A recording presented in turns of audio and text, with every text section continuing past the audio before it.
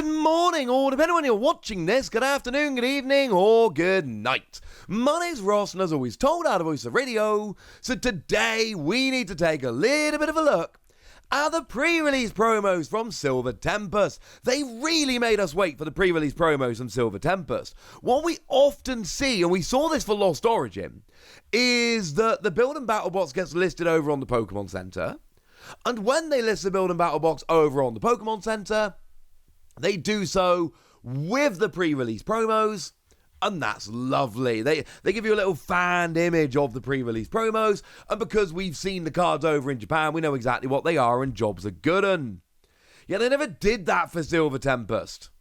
Unless they have actually done that since I recorded this video, in which case I'm using that now. But we had to kind of wait for them to be shown off when they got into stores. Although, I will say, Lost Origin had an Okacheke Finian.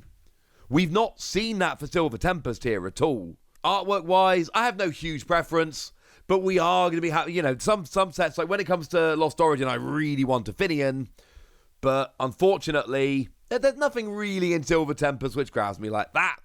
And the list, we've got a clear number 1, a clear number 4, and 2 and 3 can go either way. The clear number 4 is Sunflora, the one we looked at the other day, which showed us that staff promos are in fact coming back. And I don't think Sunflora is a bad card. I think Sunflora is a fun rogue deck card. But I think the other 3 have genuine potential to be kind of cool here. And that's why this ends up, as far as I'm concerned, and as always, please do feel free to argue with me in the comment section, but I feel very, very confident that this is number 4. And I feel like this is number 4 by like a huge margin. Honestly, sorry about that.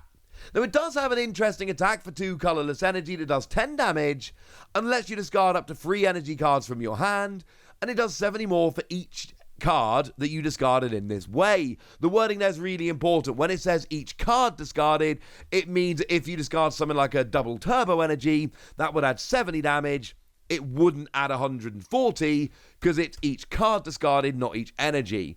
If it was you could discard 3 cards, it did 70 more for each energy discarded, and I could cheat and use double turbo as 140, then we might be talking. But that's not the way it works, unfortunately. I apologise. Never mind, ladies and gentlemen. You can't win them all. But this is fun. It's stage 1, and it can use twin energy if you don't want to rely on double turbo energy, which is good because it means you won't have to reduce the damage done, and it means you can play more of them and all of that. So yeah, 2 energy. And it is 210 is the perfect amount of damage to one hit KO a Pokemon V.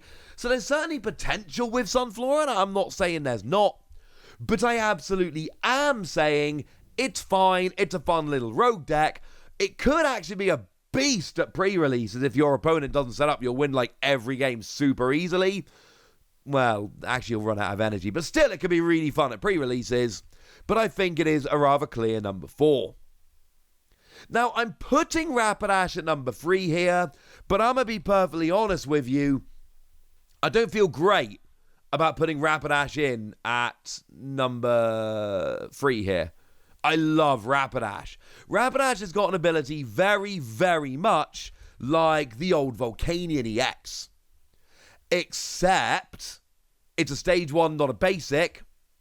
But it means that all of your fire Pokemon get buffed. You discard a fire energy from your hand, and now all of a sudden, all of your fire Pokemon do an extra 30 damage next turn. Or, sorry, on the turn you're using it.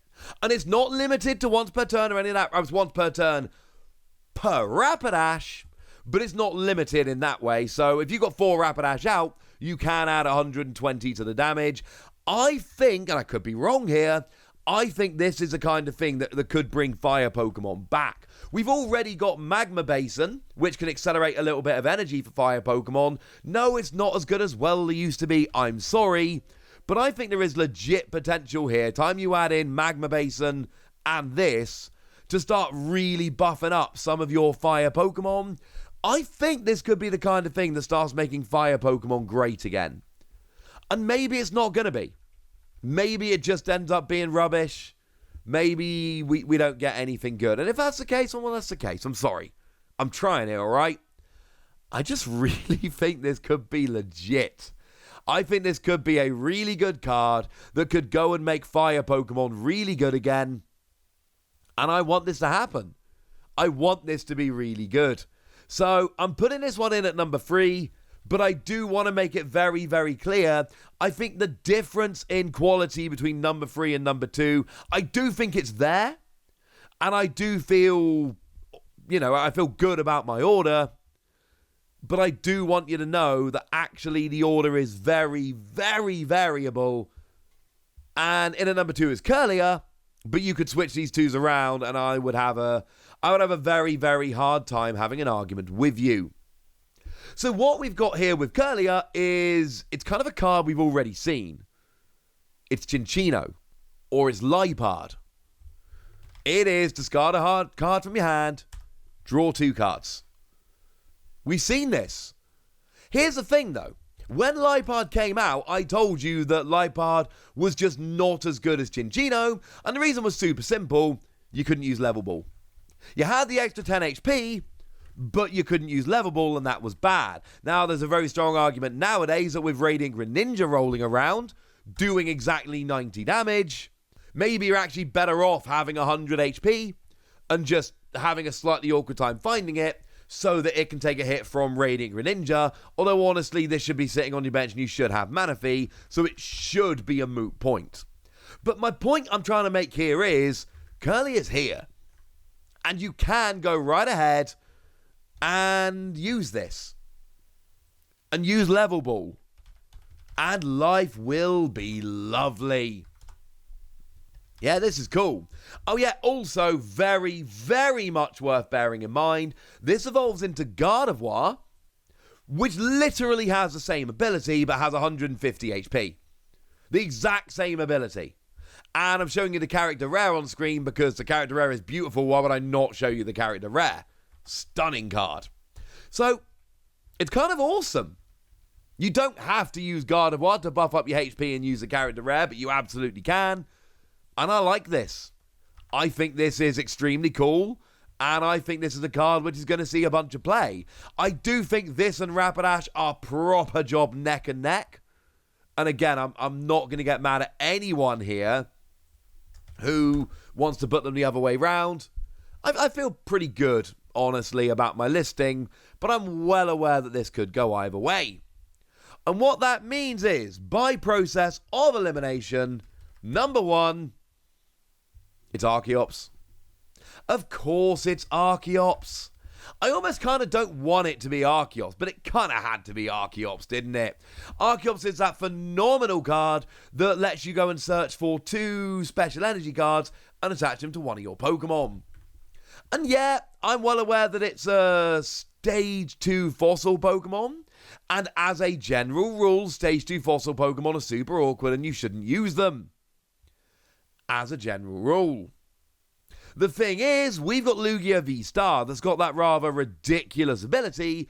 It's a V-Star power. Lets you search for 2 colorless Pokemon regardless of level here and whack them straight onto your bench.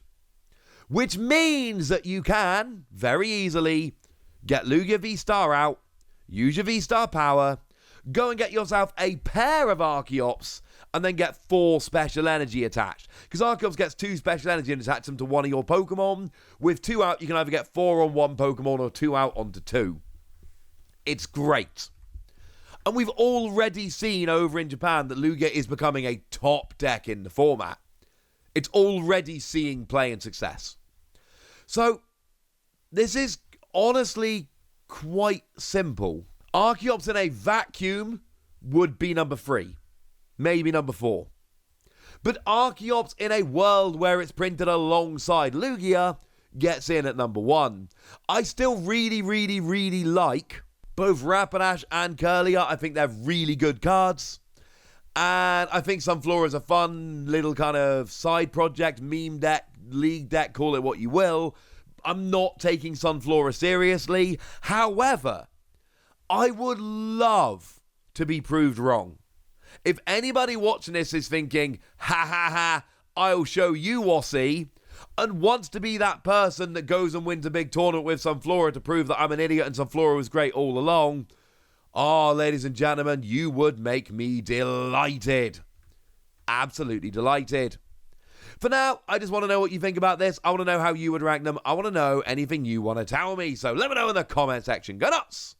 Be nice. And then make sure you like this video, subscribe to this channel, follow me on Twitter at TheWasi. That's where we talk Pokemon and card games and Pokemon card games and all kinds of fun things. And please do consider checking out patreon.com/PTCG Radio, where you can support the channel, get some bonus podcasts. That's where I answer all of your questions. Join a Discord, that's where we chat Pokemon stuff, and get shout-outs on the channel like the lovely Eric Ridgway, who is a very lovely person, has been a supporter of ours for a long time now, so thank you for all the support, and thank you for being a very lovely person. But by far the most important thing as always, look after yourselves till next time, would ya? Thank you very much for watching. My name's Ross, and you've been watching PTCG Radio.